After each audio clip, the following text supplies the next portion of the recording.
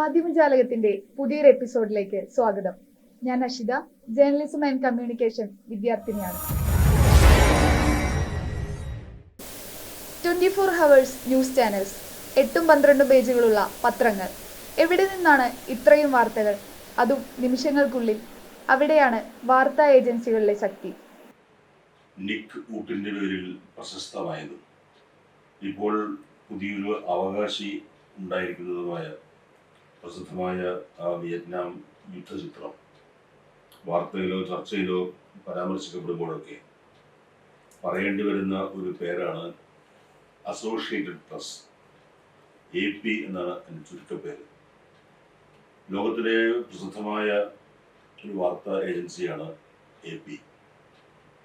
മറ്റ് രണ്ട് വാർത്താ ഏജൻസി, ഒന്ന് AFP, മറ്റൊന്ന് നമുക്ക് കുറെ കൂടി പരിചയമുള്ള റോയിട്ടേഴ്സ്. ഈ വാർത്താ ഏജൻസികളാണ് ലോകമെമ്പിൽ നിന്ന് വാർത്തകളും ചിത്രങ്ങളും ശേഖരിക്കുകയും അത് പത്രസ്ഥാപനങ്ങളിലേക്ക്, മാധ്യമ സ്ഥാപനങ്ങളിലേക്ക്, അല്ലെങ്കിൽ വാർത്ത തത്സമയം ആവശ്യമുള്ള മറ്റ് ഇടങ്ങളിലേക്കൊക്കെ നൽകുന്നത്. അത് വലിയൊരു വ്യവസായമാണ്. വാർത്ത എന്നത് നല്ല മൂലധനം ആവശ്യപ്പെടുന്നതും നന്നായി പ്രവർത്തിച്ചാൽ നല്ല തോതിൽ ലാഭം ഉണ്ടാക്കുന്നതുമായ ഒരു വ്യവസായം തന്നെയായി മാറിയിരിക്കുന്നു. അസോസിയേറ്റഡ് പ്രസ് എന്നത് ഒരു അമേരിക്കൻ വാർത്താ ഏജൻസിയാണ്.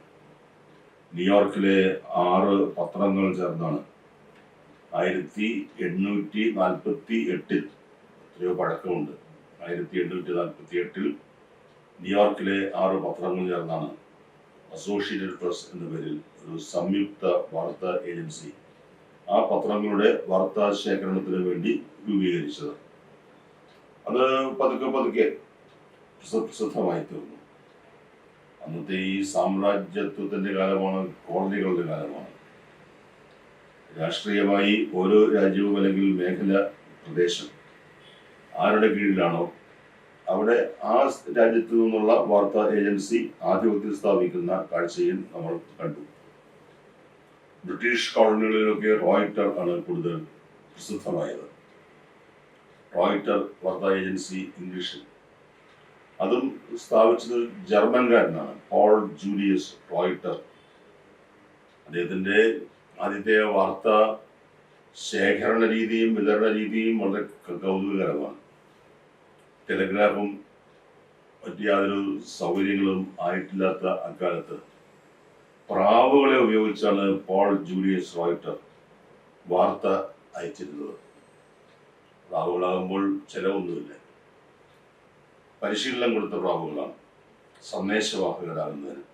ഒരു പോയിന്റിൽ നിന്ന് മറ്റൊരു പോയിന്റിലേക്കാണ് അവ പറക്കുന്നത്. പറന്നെത്തുമ്പോൾ കുറച്ച് അരിമണി ഇട്ട് കൊടുത്താൽ മതി. ആ അവസ്ഥയിൽ നിന്ന് ഇന്ന് റോയിട്ടർ എന്നൊക്കെ പറഞ്ഞാൽ അതൊരു മൾട്ടിനാഷണൽ ഏജൻസി. റോയിട്ടറുടെ ലാഭവും അവരുടെ സ്വാധീനവും ഒന്നും പറഞ്ഞറിയിക്കാൻ കഴിയാത്ത രീതിയിൽ വലുതാണ്, ബൃഹത്താണ്. അങ്ങനെയുള്ള അവസ്ഥയിലാണ് AP പ്രവർത്തിക്കുന്നത്. AP നമുക്ക്, അല്ലെങ്കിൽ എനിക്ക് കൂടുതൽ പരിചയമായത് പ്രസിഡന്റ് ജോൺ എഫ് കെന്നഡിയുടെ മരണവാർത്ത റിപ്പോർട്ട് ചെയ്തപ്പോഴാണ്. അന്ന് ടെക്സസിൽ ആണ് ഒരു കൊലയാളിയുടെ വെടിയേറ്റ് കെന്നഡി വീഴുന്നത്. പ്രസിഡന്റിന്റെ ആ വലിയ വാഹന വ്യൂഹം, കോൺവോയ്, അതിന്റെ കൂട്ടത്തിൽ ആംബുലൻസും പോലീസും എല്ലാ സന്നാഹങ്ങളുമുണ്ട്. അതിന്റെ കൂട്ടത്തിൽ തന്നെയാണ് AP, അമേരിക്കൻ ഏജൻസിന്റെ അവരുടെ റിപ്പോർട്ടറുടെ വണ്ടിയും ഉണ്ടായിരുന്നത്. അദ്ദേഹത്തിന്റെ ശ്രദ്ധയിൽപ്പെട്ടു, എന്തോ സംഭവിച്ചു എന്ന് മനസ്സിലായി. പ്രസിഡന്റിനെ കൊണ്ട് ആംബുലൻസ് അതിവേഗം ആശുപത്രിയിലേക്ക് പോയപ്പോൾ അതിന് പിന്നാലെ ഈ AP റിപ്പോർട്ടറും പോയിരുന്നു. ആശുപത്രിയിൽ അത്യാഹിത വിഭാഗത്തിൽ അദ്ദേഹം നിൽക്കുമ്പോഴാണ് ഒരു വൈദികൻ അകത്തു നിന്ന് പുറത്തേക്ക് വരുന്നത്. മരിച്ച അല്ലെങ്കിൽ മരണാസന്നനായ, മരിച്ചു എന്ന് തന്നെ പറയാം, പ്രസിഡന്റിന് ആ അന്ത്യകൂദാശ കൊടുക്കുന്ന അതിനുവേണ്ടിയാണ് ആ വൈദികൻ അവിടെ ചെന്നത്. അത് കഴിഞ്ഞാണ് അദ്ദേഹം പുറത്തേക്ക് വരുന്നത്. ആ വൈദികൻ പറഞ്ഞാണ് കെന്നഡി മരിച്ചു എന്ന കാര്യം AP റിപ്പോർട്ടർക്ക് ലഭിക്കുന്നത്. അമേരിക്കയുടെ പ്രസിഡന്റ്, US പ്രസിഡന്റ് മരിച്ചു എന്നതിന് സ്ഥിരീകരണം ഒരു ആശുപത്രി വരാന്തയിൽ വെച്ച് ഒരു വൈദികൻ നൽകിയത് പോരാ. നമുക്കെല്ലാം അറിയാം. പക്ഷെ ഈ പരിശീലനം ലഭിച്ച റിപ്പോർട്ടർമാർക്ക് അവർക്കൊരു ഉൾവിളി ഉണ്ടാവും, ഒരു ഇൻറ്റ്യൂഷൻ ഉണ്ടാവും. ചില കാര്യങ്ങൾ കേട്ടാൽ അവിശ്വസനീയമായ കേന്ദ്രത്തിൽ നിന്നാണ് കേൾക്കുന്നതെങ്കിൽ പോലും അത് വിശ്വസനീയമാണ്, സത്യമാണ്, യാഥാർത്ഥ്യമാണ് എന്ന തോന്നൽ ആ റിപ്പോർട്ടർക്ക് ഉണ്ടാവും. അങ്ങനെയാണ് AP റിപ്പോർട്ടർ ആ ആശുപത്രി വരാന്തയിൽ നിന്നുകൊണ്ട് American president US president John F Kennedy ടെക്സസിൽ വെടിയേറ്റ് മരിച്ചു എന്ന വാർത്ത ലോകത്തെ അറിയിച്ചത്. ആ സംഭവം നടന്ന ഏതാനും നിമിഷങ്ങൾക്കകം ലോകമെങ്ങുമുള്ള പത്രസ്ഥാപനങ്ങളിൽ ആ വാർത്തയെത്തി. APയുടെ ക്രെഡിബിലിറ്റി, വിശ്വാസ്യത, APയുടെ ആ കരുത്ത്, അതിവേഗ റിപ്പോർട്ടിങ്ങിനുള്ള കരുത്ത്, അതെല്ലാം ലോകത്തെ ബോധ്യപ്പെടുത്തി കൊടുത്ത സംഭവമായിരുന്നു അന്ന് ടെക്സസിൽ അമേരിക്കൻ പ്രസിഡന്റ് വെടിയേറ്റ് മരിച്ചു, കൊല്ലപ്പെട്ടു എന്ന വാർത്ത ഏറ്റവും ആദ്യം നിമിഷങ്ങൾക്കകം അറിയിക്കാൻ കഴിഞ്ഞു എന്നുള്ളത്. അങ്ങനെയാണ് വാർത്താ ഏജൻസികൾ ഖ്യാതി സമ്പാദിക്കുന്നത്. വിയറ്റ്നാം യുദ്ധകാലത്ത് AP അമേരിക്കൻ ഗവൺമെന്റിന്റെ പോലും സാമ്പത്തിക സഹായത്തോടെ വളർന്ന് വികസിച്ചു നിൽക്കുന്ന ഒരു സ്ഥാപനമാണ് AP. എങ്കിൽ പോലും അസോസിയേറ്റഡ് പ്രസ് വിയറ്റ്നാമിൽ അവരുടെ സാന്നിധ്യം ഉണ്ടായിരുന്നു. അവരുടെ വാർത്തകളും ചിത്രങ്ങളും വൈറ്റ് ഹൗസിനെ, അമേരിക്കൻ ഭരണ കേന്ദ്രത്തെ വല്ലാതെ ബുദ്ധിമുട്ടിലാക്കി എന്ന് നമുക്കറിയാം. ലിക്കൂട്ടിന്റെ പ്രസിദ്ധമായ ഈ ചിത്രം തന്നെ അതിന് ഉദാഹരണമാണ്. ഇന്ന് ഇത് വാർത്താ ഏജൻസികളുടെ കാലം. അതിനു മുമ്പും ഒരു കാലഘട്ടം ഉണ്ടായിരുന്നു, സെബാസ്റ്റ്യൻ പോൾ വ്യക്തമാക്കുന്നു. ഈ വാർത്തകൾ അതിവേഗം എത്തിക്കുക എന്ന് പറഞ്ഞാൽ, ഇപ്പോൾ കെന്നഡിയുടെ മരണം നിമിഷങ്ങൾക്കകം ലോകം മുഴുവൻ എത്തിച്ചു എന്ന് പറഞ്ഞപ്പോൾ അതിനു മുൻപുള്ള അവസ്ഥ എന്തായിരുന്നു, മാധ്യമപ്രവർത്തനങ്ങളൊക്കെ തുടങ്ങിയ കാലത്തുള്ള അവസ്ഥ എന്തായിരുന്നു എന്നുകൂടി കൗതുകത്തിന് വേണ്ടിയെങ്കിലും നമ്മൾ ആലോചിക്കേണ്ടതാണ്. നെപ്പോളിയൻ ബോണപ്പാർട്ട് അദ്ദേഹത്തെ ഒടുവിൽ സെയിന്റ് ഹെലേന ദ്വീപിൽ തടവുകാരനാക്കി. ബ്രിട്ടീഷുകാർ യുദ്ധത്തിൽ തോൽപ്പിച്ച് തടവുകാരനാക്കി. ആ തടവിൽ, ആ ദ്വീപിലെ, സമുദ്രദ്വീപിലെ ഏകാന്ത തടവിൽ കിടന്ന നെപ്പോളിയൻ ബോണപ്പാർട്ട് മരിച്ചു. പക്ഷെ ആ മരണവാർത്ത ഏറ്റവും ആദ്യം അറിയാൻ ആഗ്രഹിക്കുന്നത്, താല്പര്യപ്പെടുന്നത് ഇംഗ്ലണ്ടാണ്, ബ്രിട്ടനാണ്. പക്ഷെ ബ്രിട്ടനിൽ കടൽ മാർഗം ആ വാർത്ത എത്തിയത് 2 മാസത്തിന് ശേഷമാണ്. എങ്കിൽ സെയിന്റ് ഹെലേന ദ്വീപിൽ നിന്ന്, അത് ഒരു അറ്റ്ലാന്റിക് ദ്വീപ് തന്നെയാണ്, സെയിന്റ് ഹെലേന ദ്വീപിൽ നിന്ന് ഇംഗ്ലണ്ടിൽ നെപ്പോളിയന്റെ മരണവാർത്ത എത്തിക്കുന്നതിന് 2 മാസം വേണ്ടി വന്നു. അവിടെ നിന്നുള്ള വളർച്ചയാണ് AP കെന്നഡിയുടെ ഭരണസമയത്ത് കാണിച്ചത്. പിന്നീട് അങ്ങോട്ട് ലോകത്ത് എവിടെ ഒരു വാർത്ത ബ്രേക്ക് ചെയ്താലും അതിന് പിന്നിൽ നമ്മൾ വായിക്കുന്ന പത്രം അല്ല ഉള്ളത്. ക്രെഡിറ്റ് ചിലപ്പോൾ കൊടുത്തിട്ടുണ്ടാകാം, അല്ലെങ്കിൽ കൊടുത്തിട്ടില്ലായിരിക്കാം. പക്ഷേ വാർത്താ ഏജൻസികളാണ് ഈ വാർത്ത ശേഖരിക്കുന്നതും നൽകുന്നതും. ഇന്ത്യയിൽ നമുക്ക് പരിചയമുള്ള വാർത്താ ഏജൻസികളാണ് PTI, UNI എന്നിവ. AP പോലെ തന്നെ പത്രങ്ങളുടെ ഒരു ട്രസ്റ്റ് ആയിട്ടാണ് PTI, press trust of India, പ്രവർത്തിക്കുന്നത്. ഒരു സാഹസികമായ കഥകളൊന്നും ആർക്കും പക്ഷേ കൂടുതൽ പറയാനുണ്ടായിരുന്നു വരില്ല. അടിയന്തരാവസ്ഥ കാലത്ത് ഈ 2 ഏജൻസികളെയും സംയോജിപ്പിച്ച് സമാചാർ എന്ന പേരിൽ ഒരു സർക്കാർ വാർത്താ ഏജൻസി ഉണ്ടാക്കിയെങ്കിലും അടിയന്തരാവസ്ഥ കഴിഞ്ഞപ്പോൾ അതും ഇല്ലാതായി. പഴയതുപോലെ ഇപ്പോൾ PTI പ്രവർത്തിക്കുന്നു, UNI പ്രവർത്തിക്കുന്നു. ഈ വാർത്താ ഏജൻസികൾ ഈ രീതിയിൽ പ്രവർത്തിക്കുമ്പോൾ നമ്മൾ ഒരു കാര്യം മനസ്സിലാക്കേണ്ടതുണ്ട്. അതൊരു കമേഴ്ഷ്യൽ, വാണിജ്യ പ്രവർത്തനമാണ് എന്നറിയാം. ഈ ഏജൻസികൾ നൽകുന്ന വാർത്തകൾ ഏറ്റവും ആധുനികമായ ട്രാൻസ്മിഷൻ സൗകര്യങ്ങൾ പ്രയോജനപ്പെടുത്തിക്കൊണ്ട് അവർ നൽകുന്ന ഈ വാർത്ത ദ്രുതഗതിയിൽ ആണ് നൽകുന്നത്. അതിന്റെ സംപ്രേഷണം അങ്ങനെയാണ്. അതിന് പണം കൊടുക്കണം.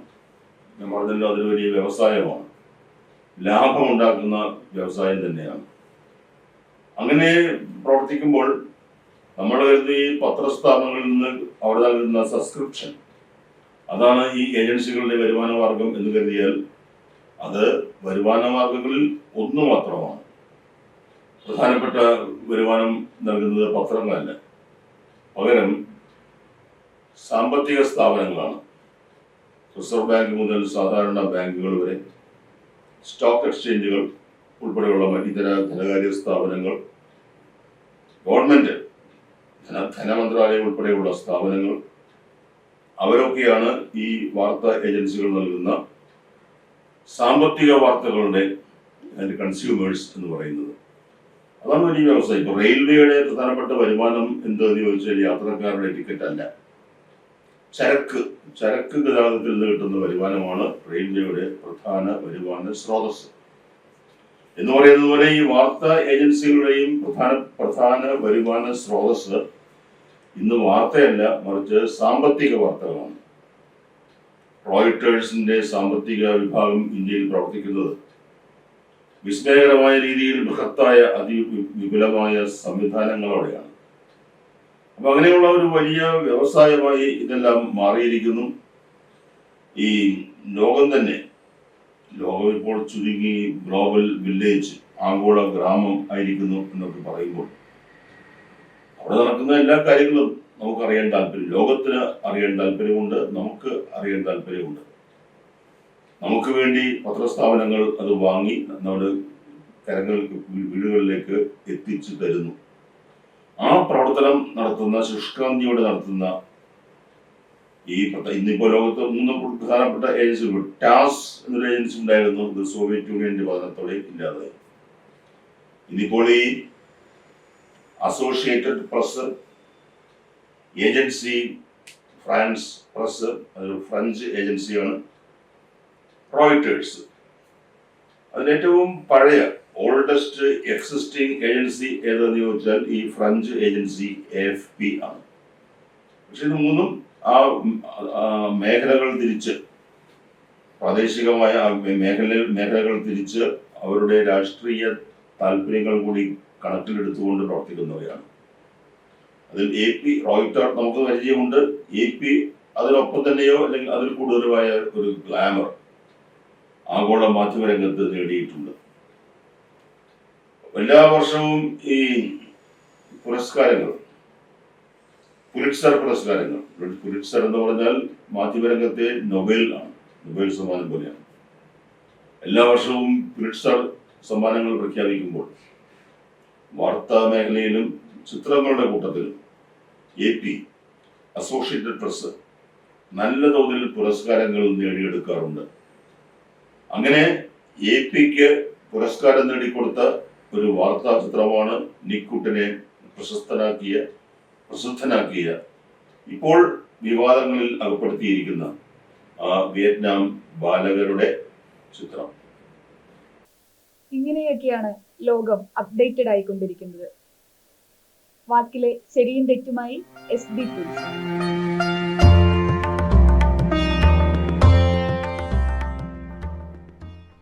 ഒരേ വിഷയത്തെ പല പത്രങ്ങൾ അവതരിപ്പിക്കുന്ന രീതി, അതിലെ വൈവിധ്യം, ഇതൊക്കെ വായനക്കാരിൽ കൗതുകമുണർത്താറുണ്ട്. ഈ വൈവിധ്യത്തിന് പല കാരണമുണ്ടാവാം. ഒരുപക്ഷെ പത്രത്തിൻ്റെ ശൈലി അനുസരിച്ചാവും എഴുത്ത് നടക്കുക. ഓരോ ശൈലിയും വ്യത്യസ്തമായതുകൊണ്ട് വ്യത്യസ്തമായ രീതിയിൽ എഴുതുന്നു. ഒരു കാര്യത്തെ ഏത് വീക്ഷണത്തിലൂടെ സമീപിക്കുന്നു എന്നതും പ്രശ്നമാണ്. ഒരു വാർത്തയോടുള്ള സമീപനം എന്താണോ അതനുസരിച്ചായിരിക്കും അതിൻ്റെ അവതരണം പത്രത്തിൽ നടക്കുക. കാര്യമെന്തായാലും ഈ വൈവിധ്യം വായനയെ രസകരമാക്കുന്നുണ്ട്, പത്രങ്ങൾ തമ്മിലുള്ള മത്സരത്തെ മുറുക്കുന്നുമുണ്ട്. കഴിഞ്ഞ ദിവസം കേരള തീരത്ത് ഒരു ലൈബീരിയൻ ചരക്ക് കപ്പൽ മുങ്ങിയിരുന്നു. അതിലെ ഇന്ധനവും കണ്ടെയ്നറുകളും കടലിൽ ഒഴുകി നടക്കുന്നതായിട്ടും വാർത്തയുണ്ടായിരുന്നു. ഒരു പത്രം അതിനെ എഴുതിയത് ഇങ്ങനെയാണ്: കപ്പൽ മുങ്ങി, ആശങ്ക പൊങ്ങി എന്നായിരുന്നു. ചുഴിയിൽപ്പെട്ട് കപ്പൽ അപകടം എന്നായിരുന്നു ഒരു പത്രത്തിലെ വലിയ ശീർഷകം. മറ്റൊരിടത്ത് കപ്പൽ മുങ്ങിയപ്പോൾ എന്ത് സംഭവിച്ചു എന്നുള്ള രീതിയിലാണ് എഴുതിയിരിക്കുന്നത്. കടലിൽ ഒഴുകി കണ്ടെയ്നറുകൾ എന്നായിരുന്നു ശീർഷകം. ഒരു കപ്പൽ മുങ്ങുന്നത് ഒരു ദിവസം കൊണ്ട് തീരുന്നൊരു വാർത്തയല്ല, ആ മുങ്ങാൻ തന്നെ ദിവസങ്ങൾ വേണ്ടിവരും. അതുകൊണ്ട് പല ദിവസവും ഈ വാർത്തയുടെ തുടർച്ച ഉണ്ടായിരുന്നു. ഇന്ധനം മാത്രമല്ല, കണ്ടെയ്നറിലുള്ള വസ്തുക്കളും അപകടകരമാണെന്ന് ബോധം എല്ലാവർക്കും ഉണ്ടായിരുന്നു. അതുകൊണ്ടാണ് ഒരു പത്രം ഇതിനെ കടൽക്കെണി എന്ന് വിശേഷിപ്പിച്ചത്. കേരള തീരത്ത് കടൽക്കെണി. മുങ്ങിയ കപ്പൽ ജലബോംബ് എന്നായിരുന്നു മറ്റൊരു പത്രത്തിൽ കണ്ടത്. അതുകൊണ്ട് തന്നെ ആഴിയോളം ആധി എന്ന് മറ്റൊരു പത്രം എഴുതിയിരുന്നു. കപ്പലപകടം നടന്നപ്പോൾ പത്രങ്ങൾ കപ്പൽ ചരിഞ്ഞു എന്ന് എഴുതിയിരുന്നു. ഒരു പത്രം മാത്രം ചെരിഞ്ഞു എന്നാണ് എഴുതിയത്. ആനയും കപ്പലും സാധാരണമായി ചരിയുകയാണ് ചെയ്യുന്നത്. ആന ചാവുമ്പോൾ അല്ലെങ്കിൽ മരിക്കുമ്പോൾ അതിന് ആന ചരിഞ്ഞു എന്നാണ് പറയുക. നിഘണ്ടുവിൽ നോക്കുമ്പോൾ ചരിഞ്ഞു എന്ന് തന്നെയാണ് കാണുന്നത്. പക്ഷെ ഒരു പത്രത്തിൽ മാത്രം ചെരിഞ്ഞു എന്ന് എഴുതിയിരിക്കുന്നു. മൊത്തത്തിൽ ചരിയുന്നത് കൊണ്ട് ഒരു ചെരിവ് അതിൽ കൊടുത്തതായിരിക്കും എന്ന് തോന്നുന്നു. പക്ഷെ ശരിയായ പ്രയോഗം ചരിഞ്ഞു എന്ന് തന്നെയാണെന്നാണ് ഭാഷ അറിയുന്നവർ പറയുന്നത്. ഒരുപക്ഷെ പ്രാദേശിക വ്യതിയാനത്തിലൂടെ വന്ന ഒരു മാറ്റമായിരിക്കാം ഇത്. ആ മാറ്റം മറ്റ് പത്രങ്ങളെ ബാധിച്ചില്ലെന്നും ശ്രദ്ധേയമാണ്. മുങ്ങിയ കപ്പൽ ഉണ്ടാക്കിയ ആശങ്കയ്ക്ക് മുമ്പ് മറ്റൊരാശങ്ക കേരളത്തിലുണ്ടായിരുന്നു. അത് ഒരു ദേശീയപാത ഇടിഞ്ഞു താഴുന്നതിനെ തുടർന്നുണ്ടായ വലിയ ആശങ്കയാണ്. മലപ്പുറത്ത് കൂരിയാട്ടുണ്ടായ ഈ ഇടിഞ്ഞു താഴൽ വലിയ വാർത്തയായി എന്ന് മാത്രമല്ല, റോഡ് എവിടെയൊക്കെ ഇടിഞ്ഞു താഴുന്നു, എവിടെയൊക്കെ വിള്ളലുണ്ടാകുന്നു എന്ന കാര്യം ജനം കാര്യമായി ശ്രദ്ധിക്കാനും തുടങ്ങി. അതൊക്കെ പത്രത്തിൽ വരികയും ചെയ്തു. ഇതെന്ത് പാതകം എന്നായിരുന്നു ഒരു പത്രത്തിലെ വലിയൊരു ശീർഷകം. ഇതെന്ത് പാത എന്ന് വേണമെങ്കിലും വായിക്കാം. പക്ഷേ ഇവിടെ നടന്നിരിക്കുന്നത് ഒരു പാതകമാണെന്ന് ഉറപ്പ് പത്രത്തിനും ഉണ്ടായിരുന്നു. ജനങ്ങൾക്കും അതാണല്ലോ തോന്നിയത്. പാതകം എന്നത് കുറ്റം, പാപം എന്നൊക്കെയാണ് അർത്ഥം. പതിപ്പിക്കുന്നത് എന്നൊരർത്ഥവും അതിനകത്തുണ്ട്. നിർമ്മാണത്തിന് പിന്നിലെ പിഴവാണ് ഈ ഇടിഞ്ഞു താഴലിന് കാരണമെന്ന ഒരു ബോധം ജനമനസ്സുകളിൽ പതിഞ്ഞു കഴിഞ്ഞിരുന്നു. അതുകൊണ്ടാകാം ഈ പാതകമെന്ന് അവിടെ വന്നത്. എന്നാൽ ഇക്കാര്യം ഒരു പത്രം വാർത്തയാക്കിയപ്പോഴോ നിർമ്മാണ പിഴവ് എന്നൊരു ശീർഷകം. നിർമ്മാണവും പിഴവും കൂടെ ചേർന്ന് വരുമ്പോൾ നിർമ്മാണ പിഴവ് എന്നാണ് വേണ്ടത്. പക്ഷേ നിർമ്മാണ പിഴവ് എന്ന് ഇങ്ങനെ എഴുതിയിരിക്കുന്നത് കാണുമ്പോൾ നമ്മുടെ മനസ്സിൽ മറ്റൊന്ന് പതിയുന്നു. അവിടെ ഇരിക്കുന്ന ആർക്കോ ഈ അക്ഷരം ഇരട്ടിപ്പിക്കണം എന്നുള്ള കാര്യം അറിയില്ല എന്ന്. ഇടിച്ചിൽ തുടരുന്നു എന്ന് മറ്റൊരു പത്രത്തിൽ ശീർഷകം കണ്ടിരുന്നു. ഈ വാർത്ത ഇങ്ങനെയൊക്കെ പോകുമ്പോഴാണ് ഒരു പത്രത്തിൽ ഇടിഞ്ഞെന്നോ വീണെന്നോ അല്ല എഴുതിയിരിക്കുന്നത്. അവിടെ ഇടിഞ്ഞു വീഴുന്ന ശബ്ദം മാത്രം ധ്വനിപ്പിച്ചുകൊണ്ടുള്ള ഒരു വലിയ ശീർഷകമാണ് കണ്ടത്. ധും എന്നൊരു ശബ്ദം മാത്രം. ആ ശബ്ദത്തിൽ എല്ലാം അടങ്ങിയിട്ടുണ്ട്. ഈ പണി സംബന്ധിച്ച കാര്യങ്ങൾ വിലയിരുത്തിയപ്പോൾ വീഴ്ച പറ്റി എന്ന് ദേശീയപാത അതോറിറ്റി അറിയിച്ചതായി ഒരു പത്രം റിപ്പോർട്ട് ചെയ്തിരുന്നു. ഈ പണി പറ്റില്ല എന്ന് ജനവികാരം പ്രതിഫലിക്കുന്ന രീതിയിൽ ഒരു പത്രം എഴുതിയിട്ടുണ്ട്. ഇക്കാര്യത്തിൽ അന്വേഷണവും നടപടിയൊക്കെ വന്നപ്പോൾ പണി കിട്ടി എന്നായിരുന്നു ഒരു പത്രത്തിലെ വിവരണം. അതിനിടെ മറ്റൊരു പത്രത്തിൽ ഒരു വലിയ ശീർഷകം കണ്ടു, ദേശീയ പാതാ നിർമ്മാണം. പാത നിർമ്മാണം എന്ന് മതി, ഒരുപാട് നീട്ടേണ്ട കാര്യമില്ല. നീട്ടിയാൽ ഇടിഞ്ഞു വീഴുമെന്നല്ലേ അറിയുന്നത്. എൻഫോഴ്സ്മെൻറ്റ് ഡയറക്ടറേറ്റിനെ ED എന്ന് വിളിക്കാറുണ്ട്. ഈ ചുരുക്കപ്പേരിനിടയിലൊക്കെ ഒരു കുത്തിടുന്ന ശീലം പത്രങ്ങൾക്കുണ്ടായിരുന്നതാണ്. കുത്തിന് സ്ഥലം വേണ്ടി വരുമെന്നുകൊണ്ട് ഇപ്പോൾ അങ്ങനെ കുത്തൊന്നും ഇടാറില്ല. അതുകൊണ്ടാണല്ലോ ഇടിയെന്നും ഒടിടി എന്നുമൊക്കെ നമ്മൾ പത്രത്തിൽ കാണാറുള്ളത്. ഈ പാത ഇടിഞ്ഞ് വീണ സമയത്ത് തന്നെയാണ് എൻഫോഴ്സ്മെൻറ്റ് ഡയറക്ടറേറ്റ് അഥവാ EDയുടെ പ്രതിച്ഛായയ്ക്ക് ഒരു ഇടിവ് സംഭവിച്ചത്. അതുകൊണ്ട് ഇടിവ് എന്ന് ഒരു ശീർഷകം കണ്ടിരുന്നു. അവിടെ സാധാരണ ഇടിവിൻ്റെ ടാ അല്ല, EDയുടെ ഡായാണ് കണ്ടത്. പണി കിട്ടിയെന്നൊക്കെ നേരത്തെ പറഞ്ഞതുപോലെ ഇടി കിട്ടി എന്നും ഒരു ശീർഷകമുണ്ടായിരുന്നു. ഓപ്പറേഷൻ സിന്ദൂർ കഴിഞ്ഞെങ്കിലും അതേക്കുറിച്ചുള്ള പുതിയ വെളിപ്പെടുത്തലുകളും വിശകലനങ്ങളും വാർത്തകളുമൊക്കെ വന്നുകൊണ്ടേയിരിക്കുന്നു. കഴിഞ്ഞ ദിവസം പ്രധാനമന്ത്രി നടത്തിയ ഒരു പ്രസംഗത്തിലെ ഒരു വാക്യം ഒരു പത്രത്തിൽ ശീർഷകമായി കണ്ടിരുന്നു. കുങ്കുമം മായ്ച്ചവർ മണ്ണായി എന്നാണ് അവിടെ പറയുന്നത്. എന്തെങ്കിലും മായ്ക്കുമ്പോൾ നമ്മൾ അത് എഴുതുകയാണെങ്കിൽ മായ്ച്ചു എന്നെഴുതുമ്പോൾ ഇരട്ടിച്ചാണ് എഴുതാറുള്ളത്. ഇവിടെ മായ്ച്ചവർ എന്നെഴുതിയിരിക്കുന്നു. ആ എഴുത്ത് ശരിയല്ല എന്ന് മാത്രമല്ല, ചവർ എന്ന് തോന്നിപ്പോകും. ഒരേ കാര്യത്തെ പല രീതിയിൽ അവതരിപ്പിക്കുന്നതിനെക്കുറിച്ച് പറഞ്ഞാണല്ലോ തുടങ്ങിയത്. ഇനി അത് സ്പോർട്സ് പേജിൽ എങ്ങനെ വരുന്നു എന്നിവിടെ നോക്കാം. ഇന്ത്യൻ ടെസ്റ്റ് ക്രിക്കറ്റ് ടീമിനെ ശുഭ്മാൻ ഗിൽ നയിക്കും എന്ന് വാർത്തയുണ്ടായി. അപ്പോൾ ഗിൽ സേ എന്ന് ഒരു പത്രം എഴുതി. മറ്റൊരിടത്ത് ശുഭ്മാൻ ഡേയ്സ് എന്ന് വന്നു. ശുഭമാവട്ടെ പുതുയുഗം എന്നാണ് ഒരു പത്രത്തിൽ കണ്ടത്. ഇംഗ്ലീഷിലും ഇങ്ങനെയൊക്കെ ഉണ്ടോ എന്ന് നോക്കുമ്പോഴുണ്ട് അവിടെ കിടക്കുന്നത് ശുഭാരംഭ് എന്നാണ്. ശുഭാരംഭ് ഇൻ ഇന്ത്യൻ ക്രിക്കറ്റ് എന്നാണ്. IPL ക്രിക്കറ്റിൽ ഡൽഹി പഞ്ചാബിനെതിരെ 6 വിക്കറ്റ് ജയം നേടി. ഇതിനെങ്ങനെയാണ് പത്രങ്ങൾ എഴുതിയതെന്ന് നോക്കാം. പഞ്ചാബിനെ പറപ്പിച്ച് ഡൽഹിയുടെ സൈൻ ഓഫ് എന്ന് ഒരു പത്രം. ഡൽഹി ജയിച്ചു മടങ്ങിയെന്ന് ഒരു പത്രം. ഡൽഹി ഡാൻസ് എന്ന് മറ്റൊരിടത്ത്. ചുരുക്കി പറഞ്ഞാൽ ഇങ്ങനെ പത്രങ്ങളിൽ വൈവിധ്യമാർന്ന തലക്കെട്ടുകളുടെ ഡാൻസാണ് പലപ്പോഴും നടക്കുന്നത്. അത് കണ്ടിരിക്കാൻ രസമുണ്ട് താനും. ഇനി ഫോട്ടോ ജേർണലിസം രംഗത്തെ വിശേഷങ്ങൾ B. ചന്ദ്രകുമാർ പങ്കുവയ്ക്കുന്നു. ചിത്രജാലകത്തിലേക്ക് സ്വാഗതം.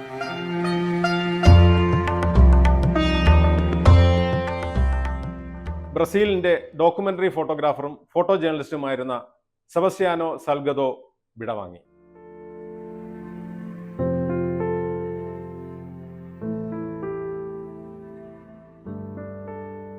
സ്വർണ്ണഖനികളിലെ ആഴങ്ങളിലേക്ക് ഇറങ്ങിച്ചെന്ന് മാനവികതയുടെ കാഴ്ചകളും ആമസോണിലെ ഉൾക്കാടുകളിലേക്ക് ഇറങ്ങിച്ചെന്ന് പരിസ്ഥിതിയുടെ കാഴ്ചകളും പകർത്തിയ ഫോട്ടോഗ്രാഫറായിരുന്നു അദ്ദേഹം.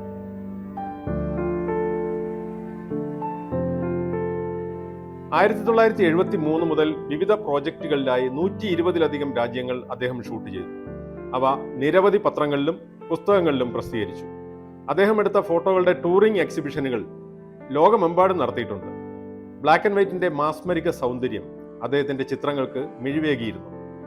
ഫോട്ടോ ഡോക്യുമെന്റേഷനിൽ അദ്ദേഹം നൽകിയ സംഭാവനകൾക്ക് എണ്ണിയാലൊടുങ്ങാത്ത അംഗീകാരങ്ങളും പുരസ്കാരങ്ങളും അദ്ദേഹത്തെ തേടിയെത്തിയിരുന്നു. കയ്യിൽ ഒരു ബ്രെഡ് പാക്കറ്റും ചുണ്ടിൽ പാൽപുഞ്ചിരിയുമായി നിൽക്കുന്ന ലതു കുഖന്യെ എംജാജി എന്ന ഈ ആഫ്രിക്കൻ പെൺകുട്ടിയുടെ കഥ കേൾക്കാം. 2023 ഈ ഫോട്ടോ എടുത്തത്. ഫോട്ടോഗ്രാഫി പഠനത്തിന്റെ ഭാഗമായി അവളുടെ അങ്കിൾ ലുങ്കിസ എംജാജി ആണ് ഈ ചിത്രം ക്യാമറയിൽ പകർത്തിയത്.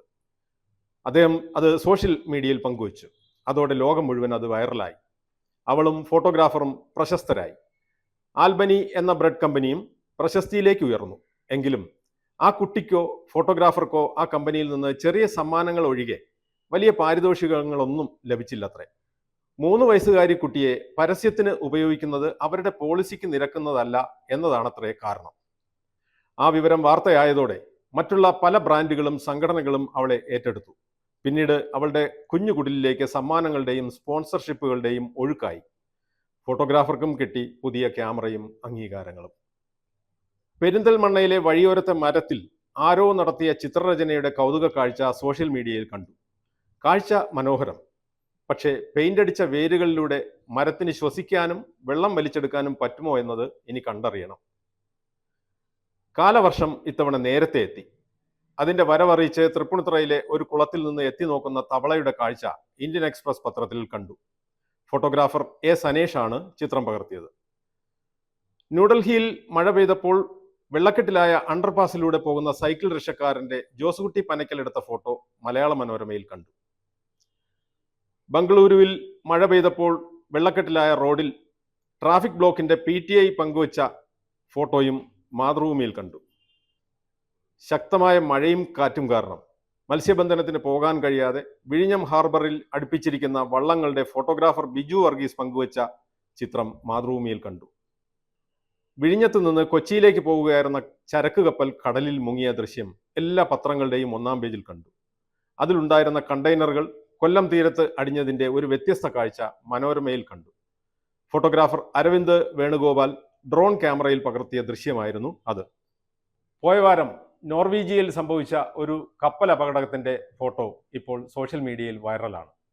സംഭവത്തിന് പിന്നിലെ കൗതുകമാണ് ആ ചിത്രം വൈറലാവാൻ കാരണം. നിയന്ത്രണം വിട്ട കപ്പൽ കടൽ തീരത്തെ ഒരു വീടിന്റെ മുറ്റത്തേക്കാണ് ഇടിച്ചു കയറിയത്. പുലർച്ചെ 5 മണിക്കായിരുന്നു സംഭവം. വീട്ടിലുണ്ടായിരുന്ന ജോഹാൻ ഹെൽബർഗ് നല്ല ഉറക്കത്തിലായിരുന്നതിനാൽ വിവരമറിഞ്ഞില്ല. നേരം വെളുത്തപ്പോൾ അയൽക്കാരനാണ് വിളിച്ചുണർത്തി മുറ്റത്ത് കപ്പൽ പാർക്ക് ചെയ്തിരിക്കുന്ന കാഴ്ച കാട്ടിക്കൊടുത്തത്. അയാൾ കണ്ണു തിരുമ്മി നോക്കിയപ്പോൾ 135 മീറ്റർ നീളമുള്ള ഒരു കണ്ടെയ്നർ ഷിപ്പ് ഇതാ തന്റെ വീട്ടുമുറ്റത്ത്. ഭാഗ്യം, വീടിന് ഒന്നും സംഭവിച്ചില്ല. മാധ്യമജാലകം അവസാനിക്കുന്നു. അടുത്തയാഴ്ച വീണ്ടും കാണാം.